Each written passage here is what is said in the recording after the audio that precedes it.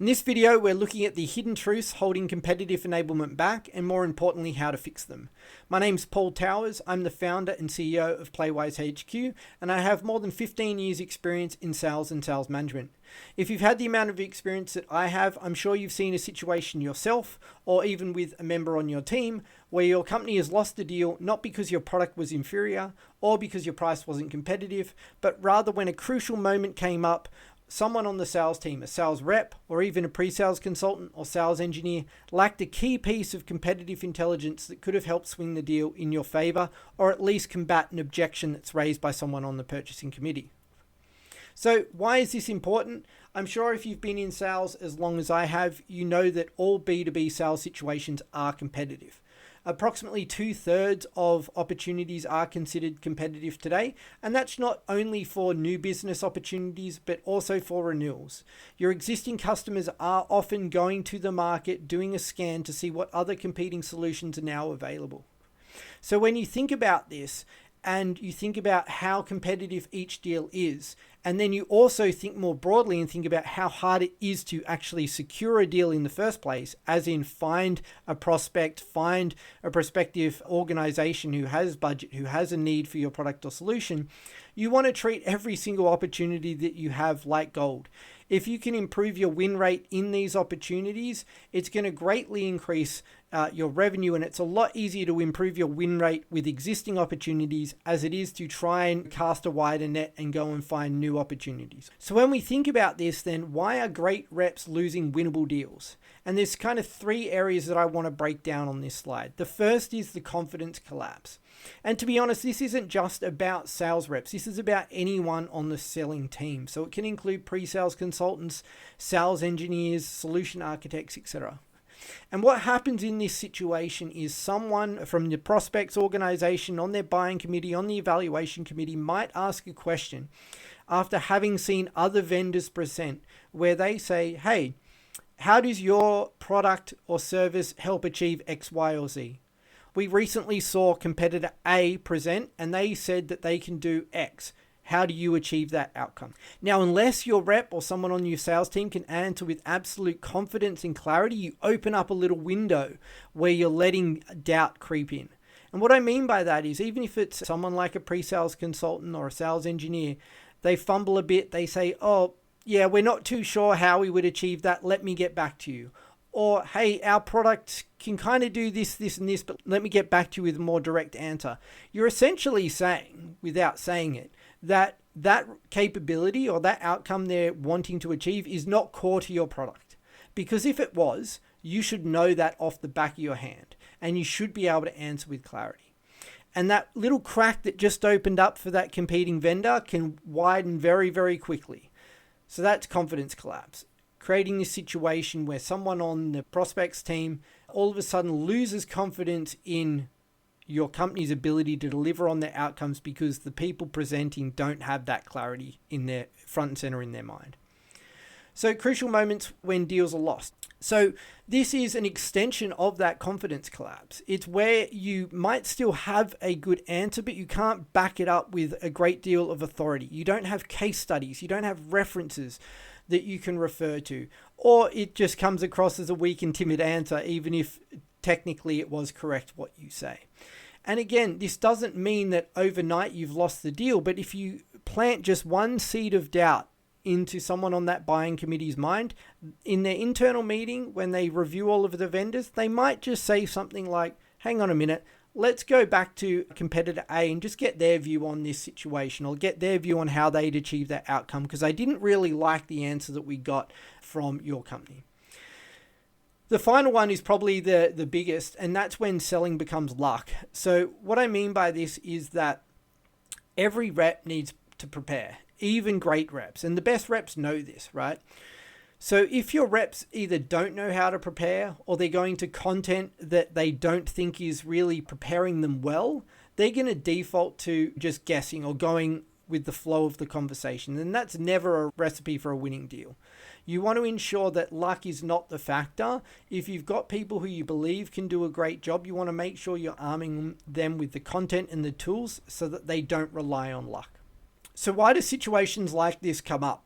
especially through the lens of competitive intelligence and sales enablement. The big thing is the intelligence is often already there.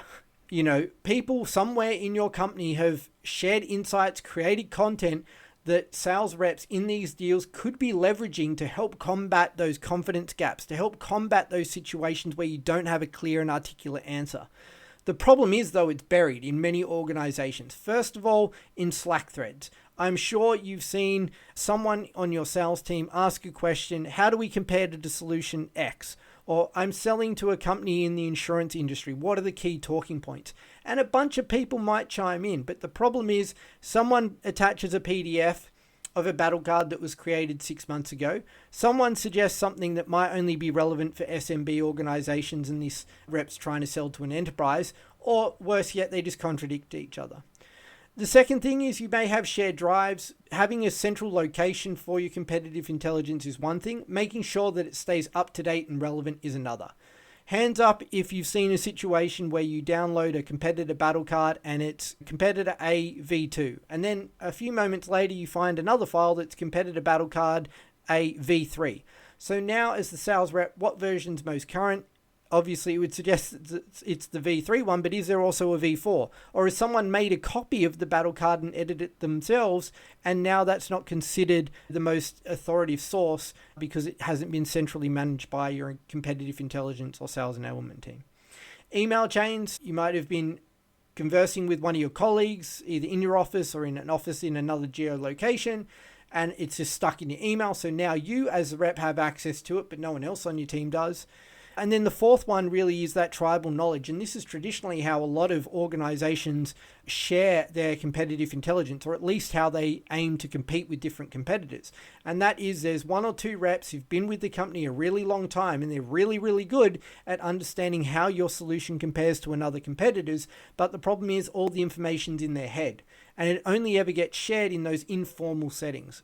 Worse yet is when those people leave and that tribal knowledge walks out the door with them.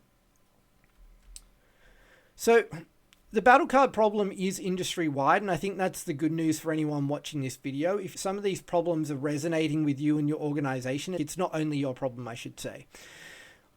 What we've found from our research and my 15 years experience in sales and sales management is there's a couple of key issues that pop up time and time again with organizations who aren't running their competitive intelligence practice properly. The first is they have a process that allows for battle cards to be created, but it's just way, way, way too slow. If I'm a sales rep and I've come across a brand new competitor, I need content and insight that I can use potentially tomorrow, at least in the very next call.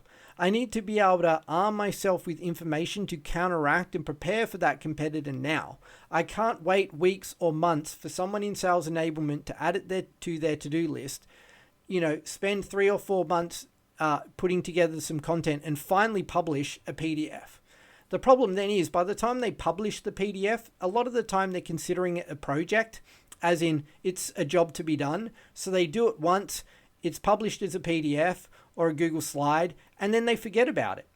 So that competitor obviously doesn't stand still. They keep moving, they keep developing, they keep changing their marketing, their pitch, their strategy, their product, etc. So now it's 6 months later, I go back to the battle card as a rep, I go to read it, and immediately I notice it's out of date because it's not referencing their most up-to-date products. It's talking about a pricing strategy they were using last year. And what happens? I've completely lost confidence in that collateral and I'm never going to use it again. Third thing, they're too complex. They're 101 pages and walls of text and a whole heap of information that sales reps just don't actually need or care about when it comes to selling in a competitive situation. The worst example of this was a company that came to us to improve their battle cards. And we had a review of their current strategy. And one of the things that was good about their battle cards was that they were updated regularly. But the bad thing was it was updated with the wrong information. One of the key pieces of intel that they published in their battle card was the most recent tweet or tweets from the company CEO. That sounds kind of great on paper. The problem is the CEO was tweeting about his ski trips in Aspen. So as a sales rep, I go to that battle card, I see a wall of tweets about skiing in Aspen and some family photos. Why am I going to go back there again? It's not relevant to me. It's not helping me sell. If you have, as I said, walls of text, it's just not going to work. Sales reps need scannable content that helps them in the moment and quickly helps them to quickly and easily see where the landmines are and how they should be positioning themselves. Finally, because of those kind of top 3 reasons, adoption becomes lackluster and terrible at worst.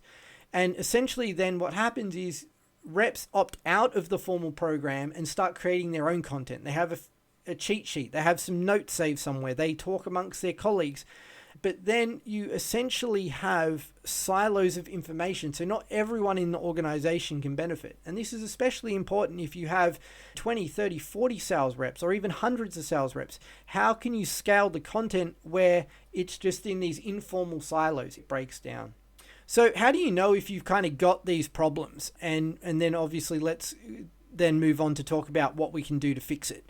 So if you're a sales leader and you've heard phrases like, let me circle back to you with more information, or I need to check with our product team, or I wasn't aware of that capability, I didn't know they'd launched that feature, when reviewing kind of calls that your sales reps have been on, or when you've sat in on a pitch, you've got an opportunity here because it's clearly showing that your sales reps or your pre-sales consultants, sales engineers, etc., are going into those deals unprepared. They're not fully aware of a competitor's offering. They're not fully aware of how that competitor is positioning themselves against you. So often people think that the only way this shows up in terms of an ROI is that you lose deals or you don't win as many as you otherwise could. And that is true. And obviously that's certainly one of the biggest levers that you can pull from an ROI perspective. But there are other ripple effects that I just want to make sure you're aware of. First of all, longer sales cycles. If you open that little window, that crack, and you plant a seed of doubt, even if you win the opportunity, it might mean that that prospect and their team spend another 2 or 3 weeks going back to your competitor, getting some more information, and all that's doing is delaying your own sales cycle. The other thing is, if you open that door and allow those competitors in, even if you are still the preferred vendor, maybe the differentiation isn't as great as the prospect originally thought it was. So now price becomes more of an issue and you have to discount, or you feel that you have to discount in order to win. And that leads to a smaller deal size. Obviously the biggest one, lower win rates, which we've spoken about. And then the fourth one, which often gets overlooked, is rep turnover. If top reps are frustrated because they keep losing to competitors that seem to be more switched on, who have more switched on pre-sales and sales engineering teams, potentially you start to lose some of your top performers because you know what, they go to where the grass is greener, and if they think that they can win more deals elsewhere, that's where they're going to move to. So how do we kind of start thinking about the fix to all of this? And really it comes down to that competitive intel needs to move fast, right? It can't follow these traditional rhythms that took months, quarters, or even years to update. The market is ever accelerating, especially with AI today. There's new competitors all the time. Existing competitors are launching new features. They're adjusting their pricing. They're adjusting their messaging, etc. So the old rhythm was monthly updates, quarterly reviews, palming off a new competitor name to a sales enablement and expecting them to create a battle card at some point in the next 6 months. But the competitive reality is there needs to be daily changes. There needs to be sharing of the intel that your sales team are coming across automatically and instantly into the battle cards. Because if you don't increase the speed at which your competitive intel moves, you basically are putting yourself at a disadvantage. And you're also missing out on that best source of intel. The best source of intel is the intel that comes from your sales reps in the field. They're the ones who are hearing that competitor A is now doing X, or that when competitor A pitched to your prospect that their messaging on a particular function or a particular outcome they can deliver really resonated. Finding a way to capture that intel from sales reps and feed that back into the system is also hugely important. It helps fix one of the key issues, which is the slow updates. If you can have this live feedback mechanism, by default, your battle cards are going to stay more relevant. They're going to feel more up to date to your sales reps. And it just creates this kind of shared ownership model of how do we best understand our competitors and how do we best compete against them. So the good news as well when we think about all of this is that AI is making these capabilities more possible than ever before. So using Playwise HQ as an example, if one of your sales reps comes across a new competitor, you can use our advanced AI functionality to build a brand new battle card with personalized objection handling strategies, win-loss themes, information on their products and their strengths and weaknesses in just a couple of minutes. Then, of course, you can go in and you can augment that with your own insight, your own intelligence, start collecting those sales shared intel, those win-loss records, etc., and build from there. But at least within minutes, you have a foundation and something your sales rep can use on that very next call. AI obviously helps with accuracy, checking vast amounts of data, scanning data for common patterns and repeated situations or scenarios that you find themselves in. So with the win-loss records that you might collect, if you are selling to dozens or hundreds of companies across a year, how can you possibly analyze all of that in a timely manner? AI has a really important role to play there to pick out those kind of themes and then allow you to feed those back into your battle cards. Personalization, so being able to personalize, for example, objection handling strategies that are relevant to people who are in finance, or I want to look at objections that are most likely to come up from executive stakeholders. Being able to do that is hugely important. Equally, looking at win-loss data and understanding, win-loss isn't just one number. We don't win against this competitor 30% of the time. It's more granular than that. We might win against this competitor 50% of the time when selling to financial services, but we might only win 10% of the time when selling against them to manufacturing clients. How can your sales reps use that insight to then make more informed decisions about the deals and opportunities that they go after, but also when they have an opportunity, using that information can be valuable because, hey, if my win rate in this particular sector is lower than normal, I need to make sure I cover off on these 3 or 4 key areas so I can really validate if we've got a shot here.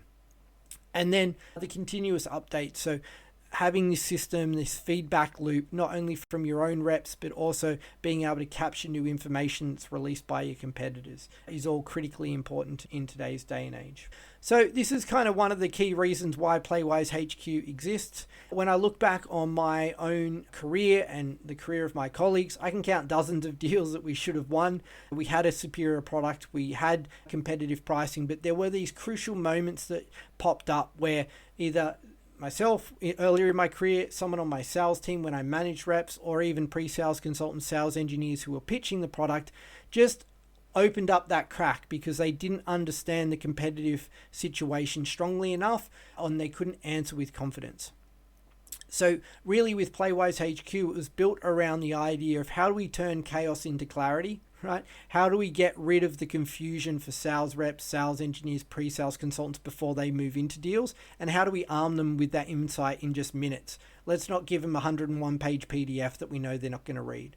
How do we make sure that the system is used in a live manner, not static PDFs? How do we make it centrally accessible where sales reps can see all of the competitors, they can filter the competitors, and they can dive into the ones that are relevant to them? And also then with that, how do we make sure that reps have confidence that the battle card is live, that it's up to date, that it's reflecting the commercial reality that they're hearing on the ground? And part of that process for Playwise HQ is making sure that the sales reps have ownership of the battle card as much as Enablement does. One of the key functionalities in Playwise HQ is the ability to allow sales reps to submit that on-the-ground insight that they hear. And then, of course, your admin or your editor can approve that comment so that it's then widely available. But creating that feedback loop just really gives reps confidence that the information they're seeing is the most relevant and up-to-date that they can get. So if you face situations like this, I'd recommend you take a look at Playwise HQ. You can always register for a free account or get a personalized demo for you. Because at the end of the day, we all know the competitive landscape is ever evolving. New players emerge. Competitors add new features and functionality, and pricing strategies are constantly shifting. So we need to make sure that the deals that we do have are treated like gold. And the best way to do that is to make sure that your sales team have all of the insights and all of the information they need at their fingertips so that when a competitive objection comes up or a hard question is asked, they know how to respond with clarity and conviction in their answer.